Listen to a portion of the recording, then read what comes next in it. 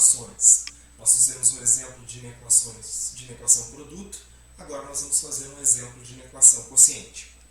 Presta atenção, vamos lá. Olha só, o que nós temos aqui? Ó? Nós temos uma letra B, é x menos 3, entre parênteses, dividido por x ao quadrado menos 5x, entre parênteses também, maior ou igual a zero. O que isso significa? Vamos pensar. O que é esse x menos 3? Isso é um número dividido por outro número. O que ele está te perguntando com esse exercício? Ele está te perguntando assim, quando que o quociente entre dois números vai ser maior do que zero? O que é ser maior do que zero? Ser maior do que zero é ser positivo. Quando que um número dividido por outro dá positivo? Quando os dois forem positivos ou quando os dois forem negativos. Vamos resumir. Quando os dois tiverem o mesmo sinal. Então, o que eu preciso descobrir? Eu preciso descobrir quando que estes dois números, que eu vou chamar de duas funções, possuem o mesmo sinal. E para fazer isso, o que a gente vai fazer? Vai ter que fazer o gráfico para descobrir os sinais, para fazer um estudo do sinal de cada uma dessas funções. Então, vamos lá. Vamos lá. Olha aqui, ó. Eu vou batizar as minhas funções novamente, é muito parecido com aquela que a gente resolveu anteriormente, só que aqui, em vez de um produto, eu tenho um quociente, por isso que ela é chamada de inequação quociente. Ó, eu chamei uma função de f de x e uma função de g de x. Podia ser de a de x, b de x, tanto faz, é só para dar um nome para as minhas funções. A minha função f de x, eu vou ter que analisar o gráfico dessa função, ó. A minha função f de x, ela tem essa cara, ó, x menos 3. E que cara é essa? Bom, essa é uma função de primeiro grau, o gráfico é uma reta, né? O coeficiente angular é 1, então é uma reta crescente, que corta o eixo y no menos 3. Para fazer o gráfico dessa função, o jeito mais fácil é igualar a zero. Então lá vou eu, ó, x menos 3 igual a zero, x igual a 3.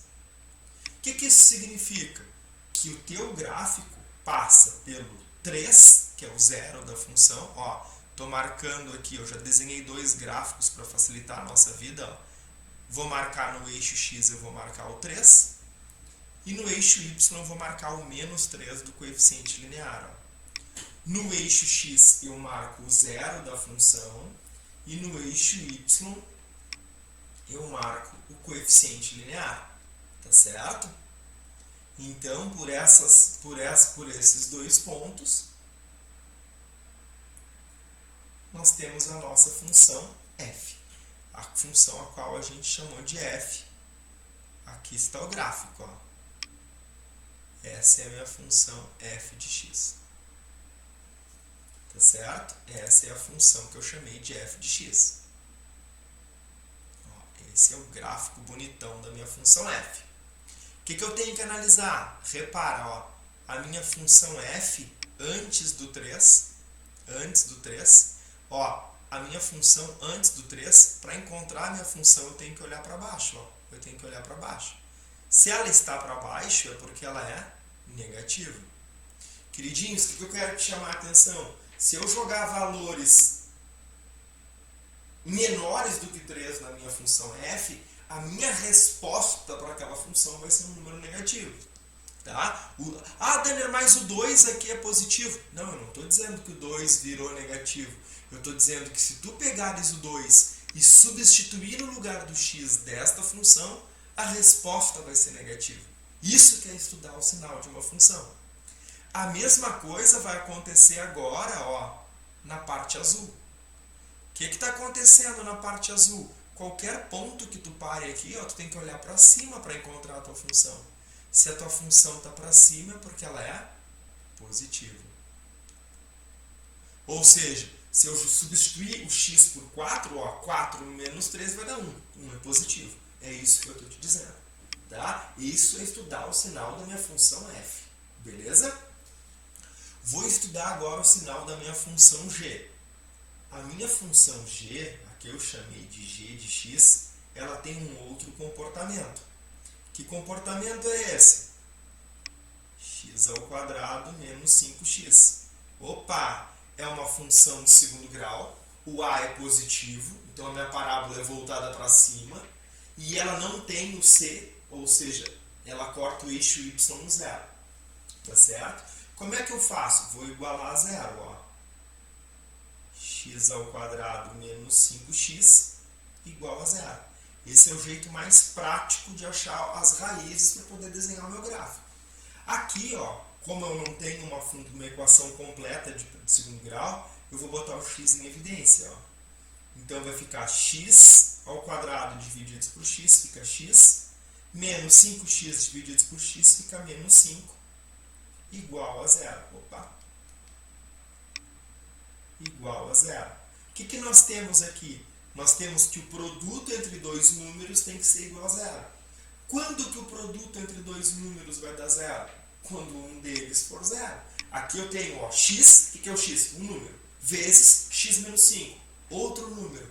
E este produto tem que dar zero. Quando que o produto entre dois números dá zero? Quando um deles for zero. Então, por isso que a gente iguala. Ó. Pega o primeiro cara e iguala a zero.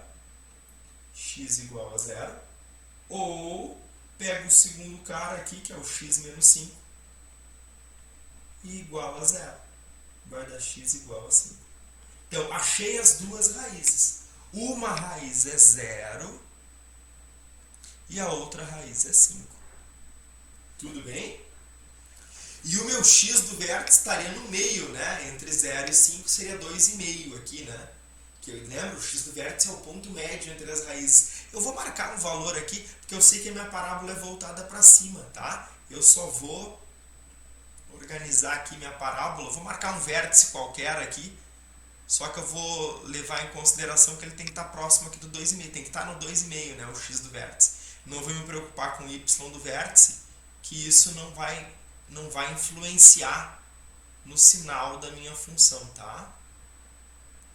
Ixi, esse meu ramo da parábola aqui, a mão livre, não ficou legal. Tá? Lembra que a parábola tem que ser simétrica, né?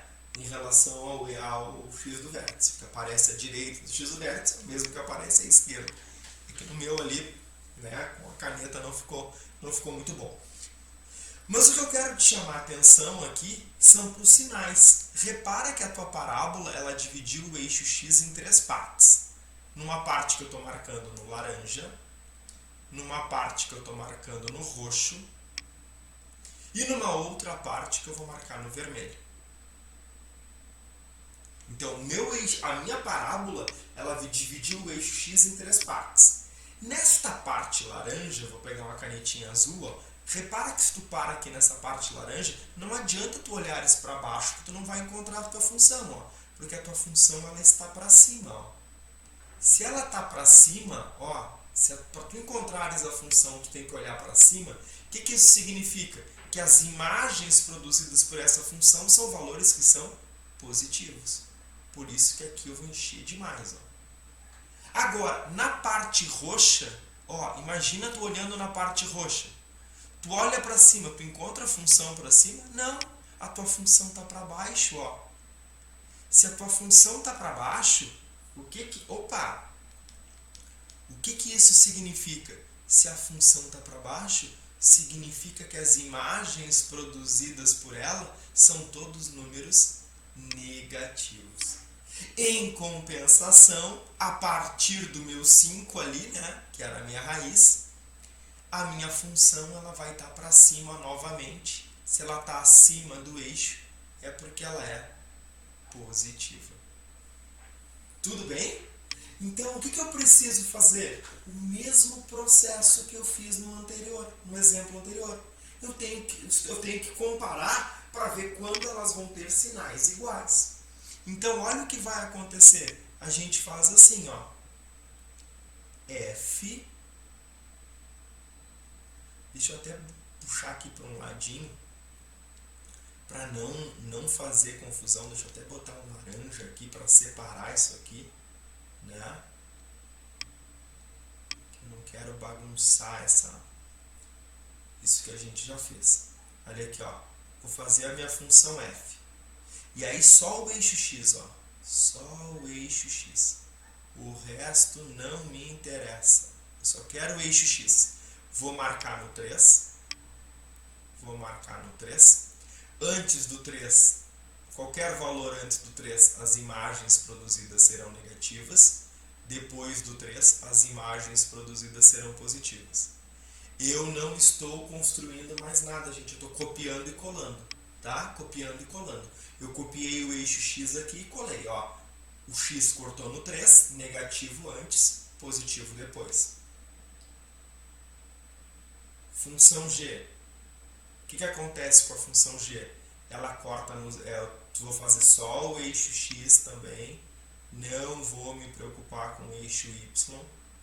Ó, tenho que marcar o 0 e o 5. Se eu marquei o 3 aqui, a mesma coisa com intervalos, né? Ó, o 0 vem antes. Deixa eu tirar esse 0 daqui.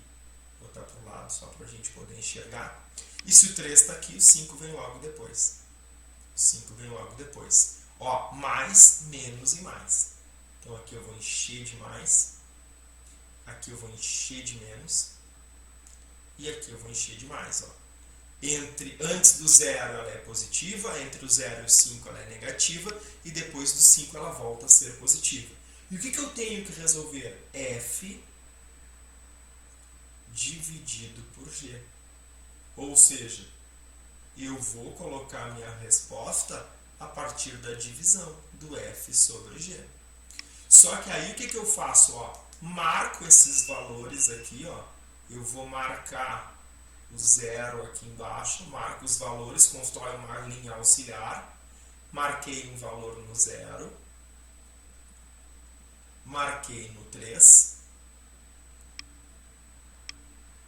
Marquei no 5. E agora eu vou fazer o estudo do sinal. Ó. Antes do 0, a primeira função seria negativa e a segunda positiva. Menos com mais, na divisão, dá menos. É a mesma regra da multiplicação. Ó, entre o 0 e o 3, a primeira função vai ser negativa e a segunda vai ser negativa.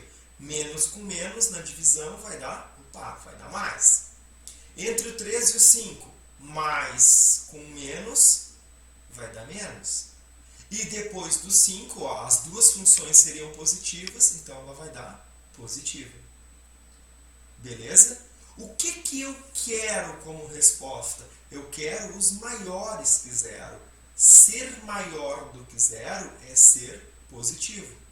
Então, o que eu quero marcar como resposta? Eu quero pegar os intervalos onde elas são positivas. Onde as minhas duas funções, né, na divisão vão resultar num valor positivo.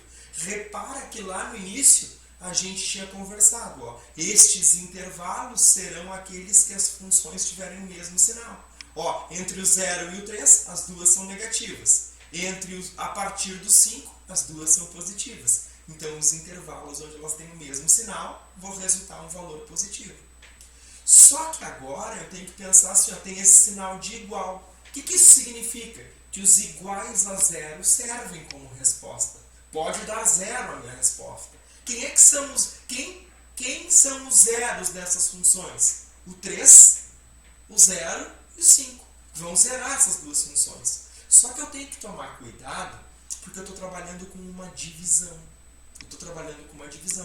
Se eu pegar o 3 e colocar na primeira função que eu chamei de f, ó, 3 menos 3 dá 0. Pode dar 0 no numerador de uma fração? Pode, não tem problema. Então, eu posso colocar o 3 fechado aqui. Ó. Meu intervalo pode ser fechado, pode dar 3. Se eu botar o 3, serve. Agora, se eu colocar o 0 na segunda função, o 0 aqui que apareceu na segunda função, vai dar 0 ao quadrado, menos 5 vezes 0 vai dar 0. Pode dar 0 no denominador? Não. Então, por isso, ó, eu não posso ter denominador igual a 0. Ah, e o 5? Se eu colocar 5? 5 ao quadrado, 25. Menos 5 vezes 5, 25. 25 menos 25, dá 0. Pode dar 0 no denominador? Não. Então, por isso que os dois intervalos são abertos. No 0 e no 5. Porque se eu colocar esse intervalo fechado no denominador, o que vai acontecer? Tu vai zerar o denominador da fração. E isso não é possível, isso não existe, né? Divisão por 0. Então, a solução da minha equação é x que pertence aos reais, tal que 0 é menor do que x, que é menor ou igual a 3, ou x é maior do que 5. Pronto. Esta é a minha solução. O que eu quero te chamar a atenção? Este gráfico aqui, que a gente chama de regra de sinais, a gente nada mais, nada menos, está reproduzindo o que acontece com essas duas funções em todo o eixo real. Repara, imagina que a gente pegasse um x igual a 2, por exemplo. Coloca 2 aqui, ó. Eu vou pegar a minha equação só para a gente pensar. Ó, 2 menos 3, menos 1. Ó, deu negativo. 2 ao quadrado, 4. Menos 5 vezes 2, 10. 4 menos 10 dá menos 6. Menos com menos na divisão vai dar mais. Ou seja, essa regra dos sinais aqui que a gente faz, o que a gente está fazendo na prática? A gente está mapeando o que acontece com as minhas duas funções, nesse caso. Eu poderia ter 3, poderia ter 4, sem problema algum. Mas neste caso a gente está mapeando as duas funções em todo o eixo real. Qual é o comportamento dos sinais dessas duas funções em todo o eixo real. Tá certo, gente? Um grande abraço e até a próxima.